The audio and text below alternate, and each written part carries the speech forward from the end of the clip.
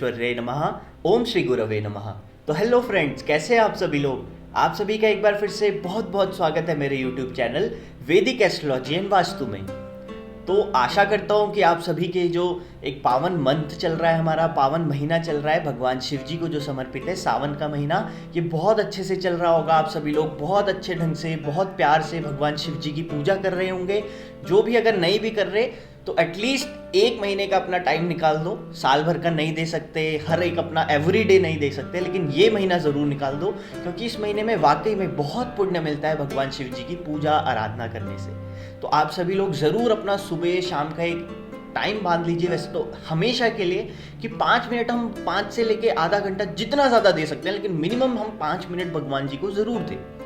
ठीक हो गया। तो आज जैसे कि आप सभी को विदित है कि ये सावन का महीना चल रहा है, और मैंने आपको पिछली वीडियो में बताया था, जिन लोगों ने नहीं देखी होगी वो आप सभी ऊपर एक लिंक आ रहा होगा, इस पर क्लिक करके देखिए ज़रूर। तो हमने उस पर डिस्कस किया था सावन महीने के बारे में, इस पवित्र महीने में क्या क्या त्यौहार आते हैं। तो मैंने आपको बताया था श्रावणी पूर्णिमा एक त्यौहार है, जिसको हम रक्षाबंधन के उपलक्ष्य में हम सभी लोग जिसको सेलिब्रेट करते हैं। बहुत अच्छा त्यौहार है, भाई और बहन के रिश्ते का त्यौहार है। इस त्यौहार को हिंदी भाषा में देखेंगे तो हम एक पवित्र पावन त्योहार के नाम से भी जानते हैं, रक्षाबंधन का त्योहार। रक्षाबंधन का एक शाब्दिक अर्थ अभी हम लोग देख लेते हैं। आप लोग वीडियो के टाइटल से समझ गए होंगे, हम लोग आज रक्षाबंधन के ऊपर डिस्कस करने वाले हैं, और वीडियो को अंत तक देखना, आपको हर एक चीज की जानकारी मिलेगी। अच्छा मुहूर्त क्या है राखी बांधने का, राखी क्यों बांधी जाती है, इसके पीछे धार्मिक महत्व क्या है, ये सारी की सारी चीजें आप लोग जानेंगे। तो चलिए शुरू करते हैं। तो सबसे पहले रक्षा बंधन। बंधन का मतलब किसी भी चीज को प्रोटेक्शन देना, किसी भी चीज को बांध देना। जैसे कि गाय अगर इधर उधर भाग रही है, तो इधर उधर भाग रही है, तो हम क्या कर देते हैं, एक बंधन लगा देते हैं, एक बाहर से एक बाउंड्री कर देते हैं। अब गाय क्या है, अब गाय उसी के अंदर रहेगी। तो ऐसे ही हम लोग जो नेगेटिव चीजें हैं उनको दूर रखने के लिए एक क्या करती हैं बहनें, भाई के हाथ में एक बंधन बांधती है। वो बंधन किस चीज का होता है, रक्षा का बंधन। भाई बहन भाई के रक्षा का बंधन बांधती है, उसके ही बाद भाई भी बहन की रक्षा करने का एक प्रण लेता है। तो इसको छोटा सा जो मतलब मैंने बताया, ये हमेशा याद रखो। रक्षा बंधन का शाब्दिक मतलब क्या होता है, शाब्दिक मतलब हो गया कि वर्ड टू वर्ड मीनिंग क्या होती है। तो रक्षा का मतलब प्रोटेक्शन, बंधन का मतलब रक्षा की प्रोटेक्शन करना। आपके जो भाई बहन है, चाहे कोई भी है, आप किसी को भी रक्षा सूत्र मान सकते हैं। वेद पुराणों में, पूजा में इसका बहुत बड़ा महत्व होता है। ठीक है, अब आगे चल के हम इसका एक धार्मिक महत्व जानते हैं। तो इसकी 2-3 कथाएं प्रचलित है, मैं दोनों तीनों आपको सुना देता हूँ। सबसे पहले मैं एक यमराज की कथा सुनाता हूँ। तो यमराज थे, यमराज की बहन का नाम है यमुना। आप सभी लोग अच्छे से सुनना, बहुत इंटरेस्टिंग है। यमराज हैं, यमराज की बहन का नाम है यमुना। यमराज जहां पे भी जाते हैं वहां किसी की मृत्यु हो जाती है। तो यमराज इस डर से अपनी बहन से मिलने के लिए गए ही नहीं कि मेरी बहन के परिवार में कुछ खराब हो जाएगा। आज 12 साल बीत गए, लेकिन यमराज अपनी बहन के पास मिलने के लिए नहीं गए। अब जब उनकी बहन बहुत ज़्यादा विचलित हो गई, बहुत ज़्यादा शोकातुर हो गई, मेरे भाई क्यों नहीं आते, तो उसने संदेशा भिजवाया कि भाई जी आप आइए आइए आइए आइए आइए आइए।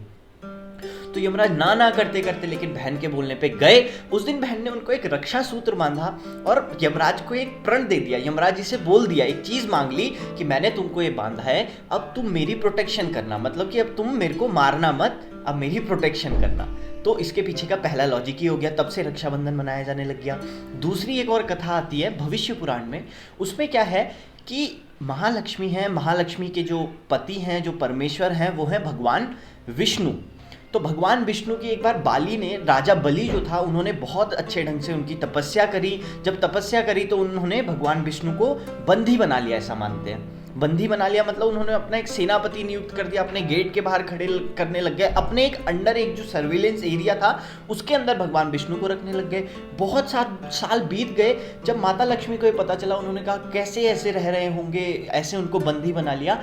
तो माँ लक्ष्मी गई, उन्होंने जाते ही इसी दिन, इसको क्या बोलते हैं, श्रावणी पूर्णिमा, संस्कृत की लैंग्वेज में, हिंदी लैंग्वेज में हम इसको रक्षाबंधन बोलते हैं। तो यही श्रावणी पूर्णिमा का दिन था। राजा बलि के हाथ में राखी बांधी और उनसे एक चीज मांग ली, जिसको आजकल की बहनें भी करती है कि भाई के हाथ में राखी बांधी, और जो चीज़ चाहिए, किसी को स्कूटी चाहिए, किसी को गाड़ी चाहिए, जितना जिसका सामर्थ्य, उसका भाई उनको वो चीज़ आज के दिन में दे देता है और मना भी नहीं करता।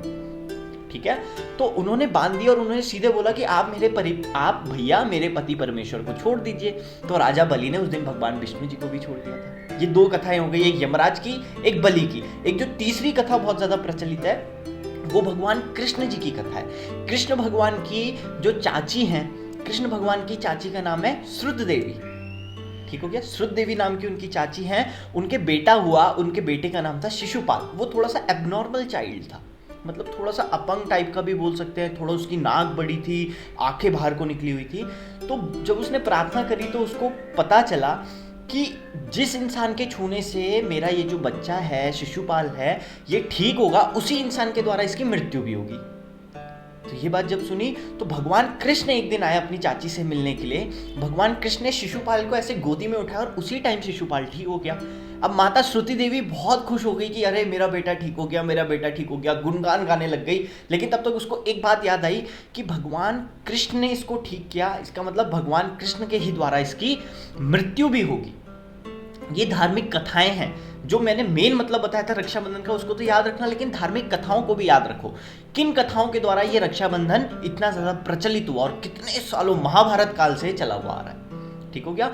तो जब उसने देखा, जब उसके मन में आया कि भगवान कृष्ण के द्वारा ही मृत्यु होगी, तो उसने भगवान कृष्ण ने प्रार्थना करी, हे भगवान कृष्ण जी, मेरे बच्चे की आप मृत्यु मत करना। भगवान कृष्ण ने कहा कि अगर ये पाप करेगा, जब इसके पाप का जो मीटर होता है अगर वो 100% हो गया, इसने 100 पाप कर दिए, उसके बाद मैं इसकी मृत्यु करूंगा, नहीं तो नहीं करूंगा।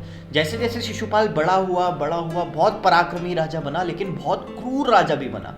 तो एक दिन भगवान कृष्ण उससे मिलने के लिए आए। उसने भरी सभा में भगवान कृष्ण की निंदा कर दी, भगवान कृष्ण के लिए अपशब्द बोल दिए, उनको गलत बोल दिया। अब जब गलत बोला तो वो दिन था उसका लास्टवा पाप, मतलब उसके 100 पाप उस दिन कंप्लीट हो गए। भगवान ने सीधे अपना चक्र निकाला और उसका गला काट दिया उसी टाइम पे, ठीक हो गया। गला जैसे ही काटा तो भगवान जब चक्र फेंक रहे थे तो उनके हाथ से खून निकल गया।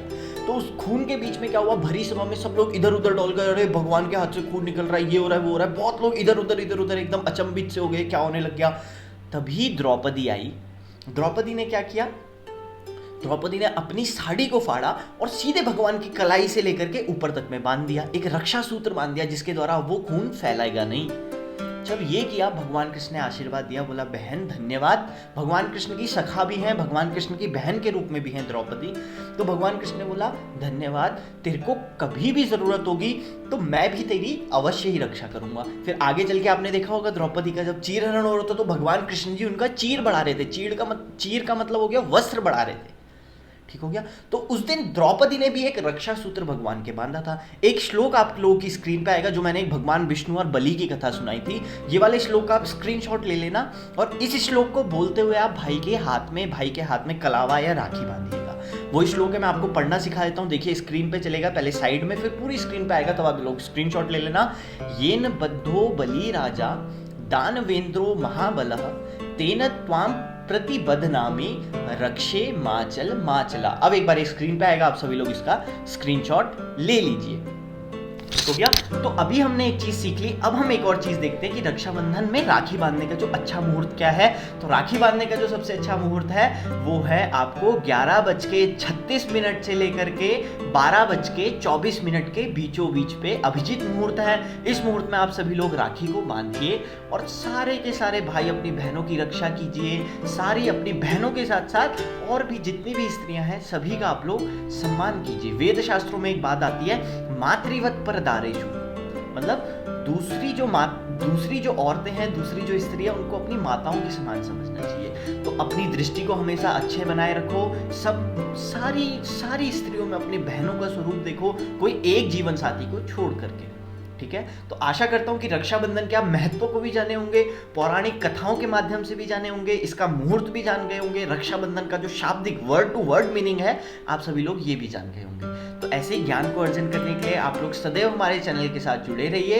आप सभी का बहुत बहुत शुक्रिया, बहुत बहुत धन्यवाद। Thank you. घर पे रहो, सेफ रहो, सुरक्षित रहो। Thank you. जय माता दी।